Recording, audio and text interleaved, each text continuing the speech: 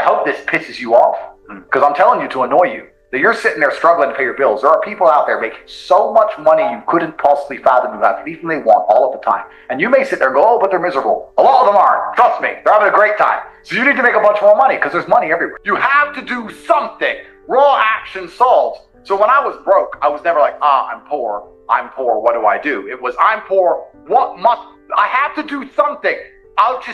If I was broke, I'd go for a run. That's why I was such a great fighter. If I was broke, I'd sit there and go, I'm actually poor. How do I make money? Don't know. Where can I get some cash? Don't know. What work can I do? Don't know. Oh, I'll just go for a run then. And I'd just go for a 3-mile run. Let me say to everyone here at home, if you are saving less than 10 grand a month, and you're just saving, your chance of being rich is fucking zero. You need to go and do something else and make more. Invest in yourself, get knowledge, pay attention to mentors, start another business, open something. You need to do something because you're not going to save your way to the top. The average person at home, you're not earning enough to ever save. If you never save 100% of your wage, you're still going to be broke. You have to get to a level of earning. I have a lot of guys ask me, similar to your question, a guy will come to me and go, how do I get a girl? I'm like, bro, you're a loser. Yeah, but I know, but how do I get a girl? Well, you're a fucking loser. You're a loser. Why are you asking me? It's like saying, how do I win a race with a push bike? You're racing Ferraris. What do you want me to do? Yeah. There's only so much you can do. There's only so hard you can pedal. There's only so many tricks and tips. There's only so many game things you can say, so many pickup lines. If you're a loser, it's going to be very, very difficult and it's going to get harder and harder. The game is rigged to become harder and harder for men. It's not getting easier. It's going the other way. And if you're going to be on a racetrack and there's going to be Ferraris there and you're going to be on a pedal bike or in a Nissan, you're going to get smoked. That's the game. You have to up yourself. You have to improve yourself. I'm not going to lie to anybody here and say you don't have to improve yourself. You can stay a loser and get chicks because you can. Yeah, you can. I am the son of a chess grandmaster who originally was a chess player professionally, and then I stopped playing chess when I left America and moved to England and changed to kickboxing, became a 4-time kickboxing world champion. I retired from that and ran a webcam studio, so I had 75 girls working for me and paying me money online. Became a multi-millionaire, and now I have private networks and casinos and a few other things paying me money. So a bit of a varied process and a varied path. I've done a little bit of everything, but I've done okay. Everywhere. I'd look at a beautiful woman and go, I go on a date with her and she's absolutely gorgeous and perhaps we'll fall in love and it'll be great, but you know what, I just want to conquer the earth. I don't care about anything else. I will say this because I say it on every single podcast. If they lock me up for some insane bullshit, the Matrix has attacked me. If I carry on the trajectory I'm carrying, they're going to put me in jail because I'm too influential. For the people watching at home, they just need to sit and understand that the system does not make rules for the good of you. It makes rules for the good of the people who make the rules. And a lot of the life paths laid out to the average man at home today is not for their own good. It's only going to lead them to depression and misery. Someone's been innocent by file, that's not something wrong. Everybody knows I'm innocent. This is a huge injustice the way we see it. They should not be detained at this point. There are not even charges filed against them. People are trying to set him up to look like he's something that he's not. They best get this guy, because if he comes out and he's free, oh my gosh. Can you imagine if he comes out and he's free, what his first life is going to be like? It could break the record. It'll be the talk of the world on how many people, it'll be banned in countries. It'll be feared, because if you go after a person like this, you better have proof to arrest them or get them. You don't go through somebody like this because they become a big figure and their message becomes bigger. Specifically to the people that didn't listen to it before or hated it. They're going to say, why are you trying to silence this guy? And you don't think Andrew's going to come out telling the story? I find it amazing when people say they don't have motivation. I have people come to me and say, I want to get rich, I don't have motivation, I want to work harder. I said, how can you not have motivation to get rich when somebody like me with a head start like mine is still working 18-hour days every single day, 7 days a week without having a day off? I'm going to crush you. You don't stand a chance. I will beat you. And you're just going to sit there and perpetually lose because you can't find the motivation to crawl up out the mud, stay a bug, until you end up in your 15-minute city, get your 17th injection like a dummy, like a useless eater. All I do is work. Nothing is fun. I don't have fun. I don't even understand sports. I don't understand the concept of fun. The only sport I ever did was beating the shit out of people. Is that fun? I wake up every day and I think, how do I make my life better? Nobody else wakes up each day and goes, how do I make Andrew Tate's life better? So if you're not the person who's waking up every day going, how do I improve my existence? then nobody is. Nobody on the planet is considering improving your one spin on Earth. No one else cares. Nobody else cares. So if you don't care, then you're fucked. So you need to wake up and care. And it's amazing to me, like you're saying, how did I find my mentors? I just tried a bunch of them. Like when I had no money, I would try very hard I'd listen to lots of different people, or I'd try different things, and I wasn't scared to invest in myself, because I understand that, look, if he's taking time out of his life, I need to reward him for it financially. And I tried very hard, and I listened, and I paid attention, and I was never lazy. I don't believe there's a person on the planet who pays attention, tries their best, is never lazy, is on time, works hard, has a mentor, and is giving it his all, who isn't rich. I don't believe it. I think that if you do all those things, you're rich. And if you don't have any money, you're missing one of those key elements. Now, you can fool yourself and you can fool everyone else. You can pretend you're doing them. But if you're truly honest with yourself, am I finding people who are trying to teach me what I want to know? And am I trying my best? And the answer is fucking no every time. Just even being around people with money is just a good place to be. I'll give you an example. I was in Romania, and I have the largest car collection probably in Romania. I have 28 supercars, everything you can name. And I went to a town called Cluj-Napoca. It's on the border of Hungary. And I drove there in my Chiron, and I parked up, and a kid came up, and he said, "Hey, can I take some photos of your car? I have a car spotting page." I was like, "Yeah, whatever, cool." And he goes, "Yeah, okay, I'll just be a few minutes of this." So he took a bunch of photos, and he come up to me and goes, "Hey, do you want the photos?" And I was like, "Not really, I've already had photos." And he goes, "Oh yeah, okay. Well, if you want them, here's my email address." And I said to him, "Why do you do this? Like, you spend all day standing around taking photos of other people's cars. Is that not a waste of time?" I thought it was a waste of time, but I was wrong. He goes, "Oh, well, I skipped school and I skipped college because I knew if I take pictures of expensive cars and email them to people, I'll have email addresses of the richest people in Romania." Yeah, smart. I was like, "You're clever." I ended up hiring him. He works for me now. Yeah. I was like, "You know, I like you." He got himself a full-time job that day. So he understood. Be near the money. I have no money. Money's over there. Well, let me get closer to it. Like, no point staying over here on my fucking own. Let me at least get closer to it. That was a 17-year-old kid. Now he's making 10 grand a month in Romania from me. So, like, at least being closer to it. So you're right. People should, even if they haven't got a penny in the world, should be going to these meetings about real estate, about investing, especially if it's cheap. They should go. Just meet other people who at least have money. Have conversations about money. Talk about it. How are you going to get what you don't talk about? And I look at them and go, yes. I think a lot of the problem with people, especially in the world today, is they misunderstand the difference between a dream and a plan. And nothing good in your life is ever going to happen by accident. If you see a guy in fantastic shape, you don't say, "How'd you get in great shape?" And he goes, "It just happened." "I just fell." No, he ate a specific way. He trained a specific time. He did specific things for a specific outcome. And it's the same with finances. And most people who are broke, if you say, "Do you want to be rich?" "Yeah, I want to be rich." "How are you going to get rich?" "One day I'll win the lottery." Yeah, dumb shit. You have no plan. You have no plan whatsoever. No actionable steps. No, you're not doing things daily. You're just hoping some point in the future God's going to just dump it on your doorstep. Guess what? It ain't going to fucking happen. And unless you have a plan, a specific plan, I'm sure you guys had you had a plan and you worked hard to get to your place. I had a plan. Everything was like, okay, today we have to do day after day after day until you get there. And this is what most people don't have because they're too arrogant or too lazy. I don't think it's stupid. I think most people, if you laid out a plan and they tried their very best and they were willing to learn, could do it. I don't think people are too stupid to make money. They're just too lazy or too arrogant to make money. That's the problem with people. A lot of people are obsessed with the idea of happiness. And especially as a man, I think that happiness can actually be a very destructive motivator. And when men sit and say, "I want to be happy, I want to feel happy." To feel happy, a lot of the time, you're looking for temporary happiness.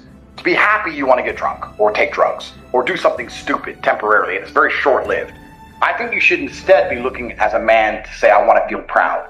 If you choose pride over happiness, you're going to make decisions that you're proud of and that people around you are proud of, and it's going to be better for yourself and better for society and better for everyone who loves you, everyone you care about. If you're the kind of person who searches for happiness, whether male or female, in my experience, people who search for happiness end up doing hedonistic, temporary, stupid things. When I find men who search to feel proud of themselves, I want people to be proud of me, and I want to be proud of myself, and I want to be respected. They often delay happiness. They often go through very difficult things and build things which are beautiful or build things which are difficult to do. They often go to the other side of fear to feel that pride. I did it. I faced my fear. I did it. Yeah. So I think as a man searching for pride or searching to feel proud is a pretty positive mindset for masculine achievement. The reason I'm the luckiest man on earth is because God has given me endless building blocks to build a superhero.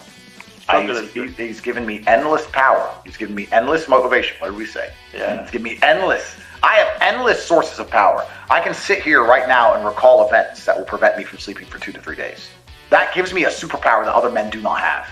They want to go to sleep. They're tired. I can stop being tired for days at a time. I can just have a thought. I can remember. I can sit, close my eyes, and use the power of my brain to vividly remember events, and I will not sleep for days. And when people come to me and say, oh, this happened, I'm really sad, or my heart broke, or this bad thing happened to me, I say, good. Thank the Lord that he's given you this endless source of motivation. You're wasting it. That's your problem. But it's been given to you. Nitrous oxide has been given to you. You just have to use it in the correct way. So I'm the luckiest man in the world because all the bad things that happened to me have given me all the building blocks to become the most fantastic man on the face of the planet. I don't ever sit and concern myself with, am I spending too much? If I thought I was spending too much, I would simply find a way to make more money. And a lot of people talk about efficiency as well. I've had people talk about working smart, not hard. That is true. But I believe that you need to fill your day with all of the hard work first. I think that working smart is a matter of being more efficient with all the time you should spend working. If you sit there and go, I want to work smart, not hard, so I work an hour a day, well then you're still lazy. You should work smart.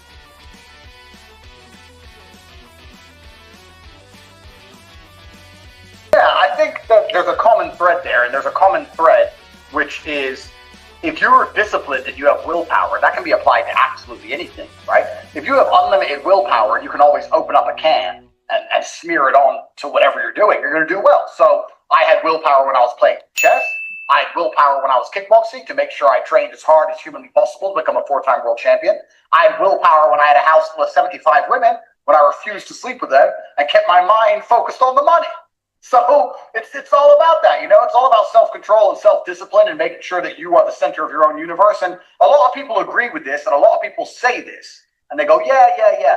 But it's very rare to meet someone who's serious about it, in my experience. If you're truly serious about brute willpower, you could achieve anything.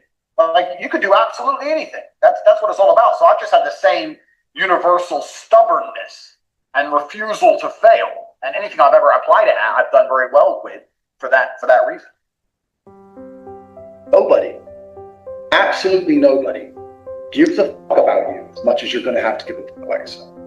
Nobody cares about you as much as they need to care to fix your life. Even your parents, even your friends, even all the people who think they care about you. They care about you, yeah, sure. There may be 2 or 3 people on the planet who genuinely care about you. But nobody is going to come to your bed, drag you out of bed, drag you to a job, force you to work hard, go and get you a hot bit, go and buy you a Ferrari. Nobody is going to do that for you. You are never going to have any of the things you want. Do not get them yourself. Nobody cares about you enough to do it for you.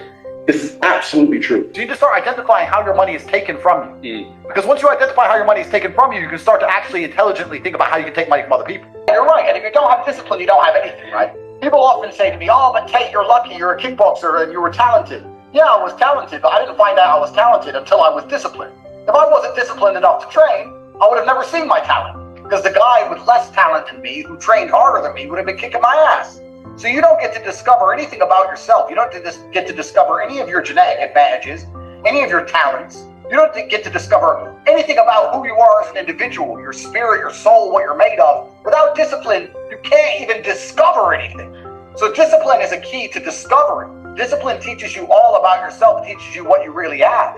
There's a whole bunch of people out there that might be the best pianist in the world, but they've never had the discipline to learn piano. So nobody knows. And that's how life works. So discipline is extremely important if you ever want to become anybody or be anything. And everybody knows this, and it's a bit cliche to say, right? But I think that is the common theme. I was extremely disciplined as a child. I had a very disciplined upbringing playing chess, and I could take that upbringing and self-discipline and apply it to myself with everything else I've done. Fighting and webcam studios, and now I own casinos and mentorships, etc., etc. I make millions and millions of dollars, and people look at me and go, oh, but how? And I'm like, what do you mean how? do the right things every day like you're supposed to, on time, every day, and life usually comes together. I really believe that. You talk to people and they're content. They're like, oh, I'm happy with what I've got. I'm like, why? Because there's people who have a whole bunch more than you. And I was never content having a normal life. I wanted an exceptional life.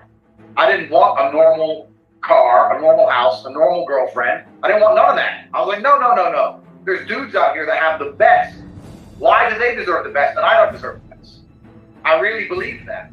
And this is something I've always had inside me. I just didn't understand why I couldn't have the best stuff. I always knew the answer to everything is raw action. Yeah.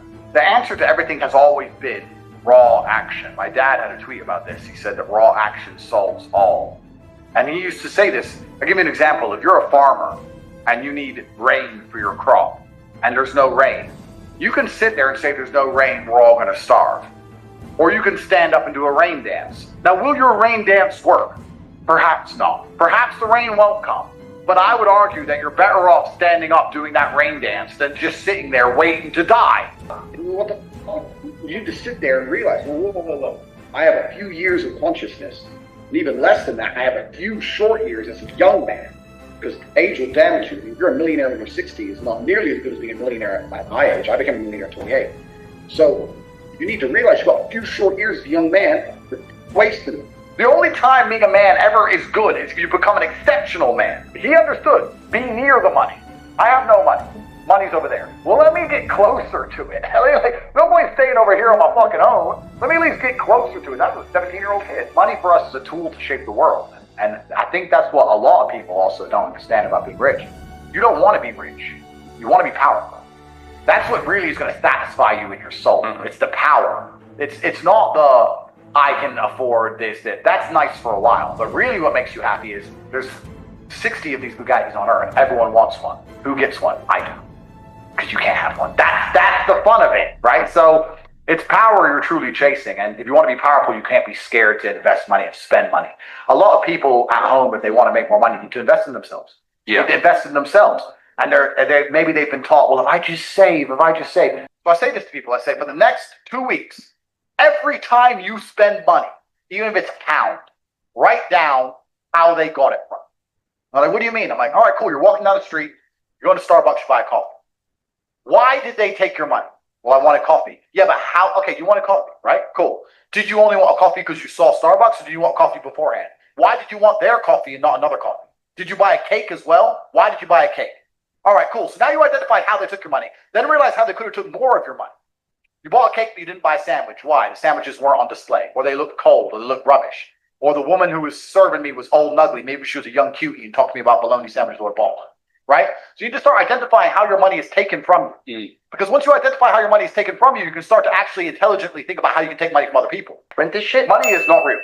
It's not real. They just print it. It's not real. Fair. Good. Please continue. Yeah, so money's not real. And I say that to people. They go, it's not about money. No, it's not about money. So what's about? It's about power and control. Yeah. So I've been from the absolute bottom to the absolute top. I've seen it all. Once you get past a certain level of wealth, once you get past a certain level of money, yeah, but then you understand what money is, right? So we say about money not being real.